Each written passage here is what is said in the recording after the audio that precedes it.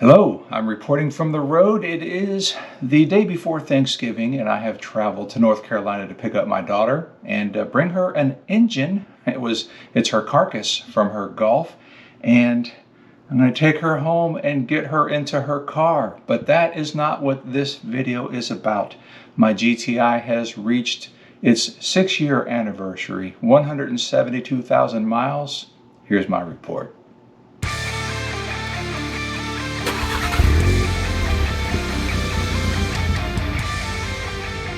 Welcome back and thanks for being here. My name is Scott and my GTI recently surpassed its 6-year anniversary. I bought my car new on Veterans Day in 2016 and it's been really good to me. Yes, it did have an injector problem and a few minor issues over the years, but I still consider it to be a great car. I drove around 29,000 miles in the past year, which puts the car at almost 172,000 miles. I'm pretty much done with performance mods, although I did make one more exhaust purchase or change in 2022.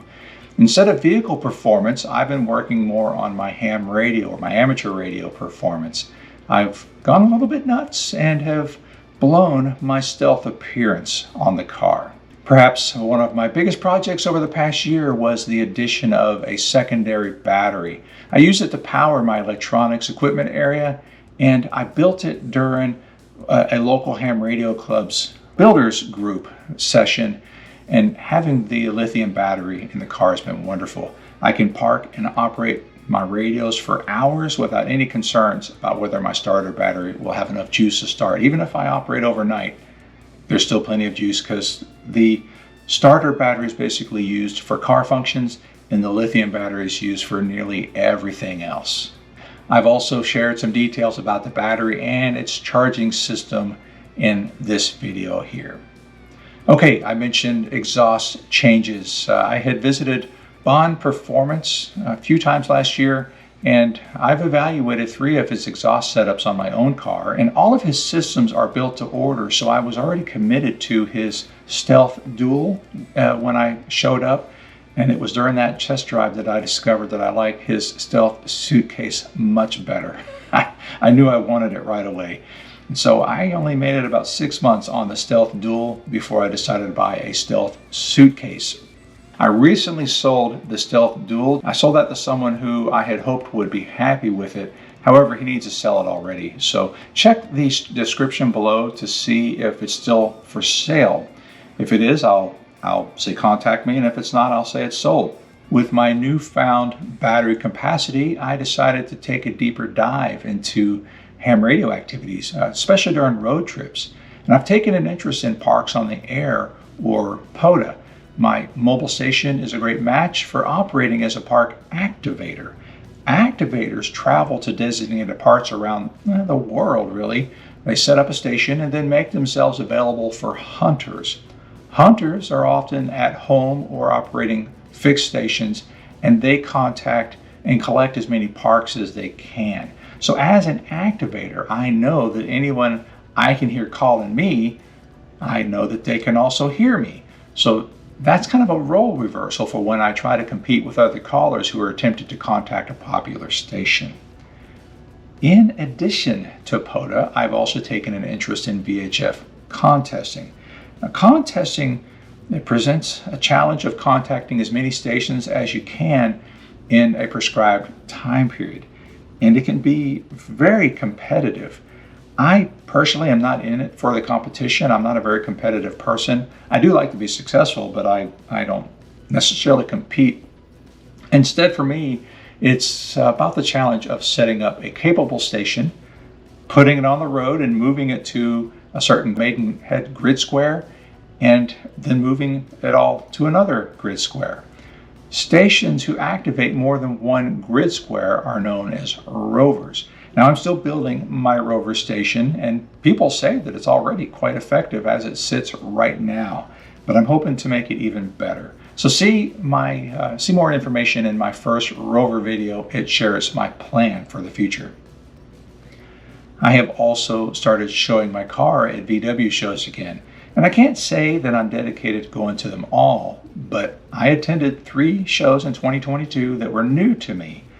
My communications setup, which I first shared in 2021 at York Fair, VAG Fair, it proved to be more popular than I expected. So I continually grow the displays, and they need to be updated again because I'm constantly changing the car. Eurofest in Maggie Valley, North Carolina was my largest event this year. I drove the Tail of the Dragon on the way, and then I also activated 3 parks for POTA. See this video here to learn more about that trip. Oddly enough, my setup may even be more grand in 2023 as I continue to grow the communications setup. Okay, so let's talk about the problems I've had with the car in 2022. It hasn't been much. I experienced my second ventilator blower failure during the summer. And thankfully, it didn't completely fail. Instead, it just gave me some warning signs and enough time to order a replacement. Swapping the parts took about 15 minutes, and I shared my first replacement in its own video. The second swap was nearly the same, only a lot faster now that I know what I'm doing. I also met my second starter battery failure. I had abused that AGM battery during its 3.5 years in the car, so it wasn't totally the battery's fault. It didn't leave me stranded, but I could tell it was time for a new battery after a few really slow startups in the morning. And much to my surprise, Batteries Plus gave me a free replacement under warranty after confirming that the AGM had failed. I hope to see this battery last much longer now that the lithium battery has the electronics load. I shared a video about my experience. I'll share it here. While not a problem, it's just normal wear and tear, the time did come for me to replace my original brakes, and that was at around 145,000 miles. Can you believe that? That's a long time for brakes, especially on a GTI. Anyway, I had mentioned that the new brakes were coming in my 5-year video. And I didn't upgrade the brakes because, in my opinion, the GTI's performance package brakes are already more than I need. So I just replaced the pads and rotors with OEM replacements. Yes, I just paid for the real thing, not aftermarket parts. I also replaced my tires. Since my last milestone, I had really liked my Michelin All-Season 3s, but they're not available anymore. Now I have Michelin All-Season 4s. They grip better, they ride a little quieter, and they wear well. They have almost 30,000 miles and they have lots of tread left. Lastly, I can hear that it's getting close to time for me to refresh the suspension. I hear creaking noises when I turn the steering wheel or drive over uneven intersections, and both of those sounds are indications that I need to replace my strut mounts.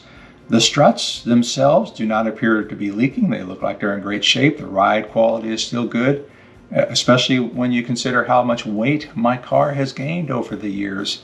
And so I haven't decided if I'm going to replace just the mounts, because if I got to take everything out anyway, why not just replace the units while they're in my hands, right? So will I replace just the mounts? Will I do the struts as well, or will I replace even more than that? I'll probably replace the struts, even though I had joked about accepting a challenge of removing failed struts last year. You'll have to see that video to understand that joke. My mechanic actually told me that he's never removed a failed factory strut, and I find that amazing. So challenge accepted. I haven't decided whether I will stay with the stock units or perhaps some sort of Bilstein setup. I'm still thinking about it. The car's ride is still good and the alignment has been perfect. So I don't want to mess up a good thing, so I might just stay with stock parts. Oh, I just remembered, I need to change the differential fluid, the VAQ differential fluid. It's due every 3 years, and with this being a 6-year video, I guess it's time. Okay, I said that I got a bit nutty with my ham radio, and you probably think that I already showed you the nutty stuff, but I didn't. I started participating in various single sideband communications nets, and that has compelled me to leave my horizontally polarized antenna module mounted more frequently. And even if I still was opting to remove the thing every Monday and put it on every Friday, that still compels me to leave the roof rack mounted full time. You might recall from my travel series that the roof rack had marred the paint, and I was never really able to get that completely cleaned off. Even my pros couldn't do it because of the false rain gutter on the roof. You can't really clean that paint so aggressively without it wearing the paint away. So what better way to cover marring than just to put the roof rack back on the car? So now the marring is covered by the roof rack pads themselves. It turns out that having the rack on the car has provided a lot of room for mounting extra antennas, so I decided to add a few. There are 9 antennas shown in this photograph. I will cover all of their capabilities in a different video some other time. I'm also transforming the electronics area of my trunk. I shared a kickoff video a couple of weeks ago, and I'll finish that up. I think I'm gonna put a phase 2 video up next week. So yeah, that's it for now. What's next? How about 200,000 miles in 2023? I'll let you know how that goes. As always, I appreciate you being here, and I will see you next time. Take care.